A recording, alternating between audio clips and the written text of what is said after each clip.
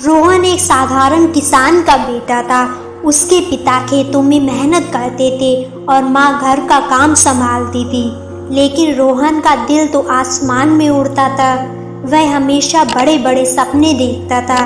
कभी वह एक पायलट बनने का सपना देखता था तो कभी एक महान वैज्ञानिक। रोहन का स्कूल गांव से कुछ दूर पर था, जहां वह पैदल ही जाता था। स्कूल में पढ़ाई के अलावा रोहन को सबसे ज़्यादा पसंद था विज्ञान के प्रयोग। एक दिन शिक्षक ने बच्चों से उनके सपनों के बारे में पूछा। रोहन ने बिना झिझक के कहा, मैं बड़ा होकर वैज्ञानिक बनना चाहता हूँ और नई नई खोज करना चाहता हूँ। रोहन का सपना देखना आसान था, लेकिन उसे पूरा करना उतना ही मुश्किल। गांव में उच्च शिक्षा की सुविधा नहीं थी और उसके परिवार की आर्थिक स्थिति भी अच्छी नहीं थी। लेकिन रोहन ने हार नहीं मानी। उसके गांव के पुस्तकालय से किताबें उधार लेकर पढ़ना शुरू किया और विज्ञान में खुद को निपुण बनाने के लिए दिन रात मेहनत की।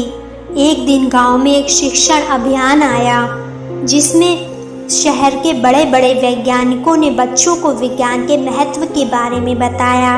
रोहन ने भी इस कार्यक्रम में हिस्सा लिया और वैज्ञानिक से अपने सपनों के बारे में बताया। वैज्ञानिक रोहन की मेहनत और उत्साह से प्रभावित हुए और उसे शहर के एक अच्छे स्कूल में दाखिला दिलाने में मदद की।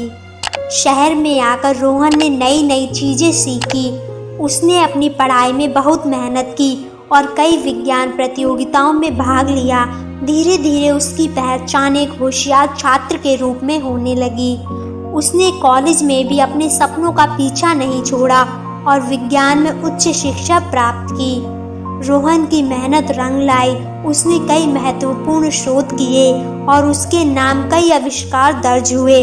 उसके प्रयासों को न केवल देश में बल्कि विदेशों में भी सराहा गया।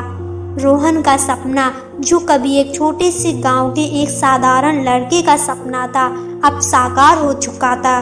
वह एक महान वैज्ञानिक बन चुका था और उसकी सफलता की कहानी लाखों बच्चों के लिए प्रेरणा बनी। दोस्तों, इस कहानी से हमें ये सीख मिलती है कि सपने चाहे कितने भी बड़े क्यों ना हो, उन्हें पाने के लिए मेहनत, दृढ़ता और सच्चे मन से प्रयास करना चाहिए।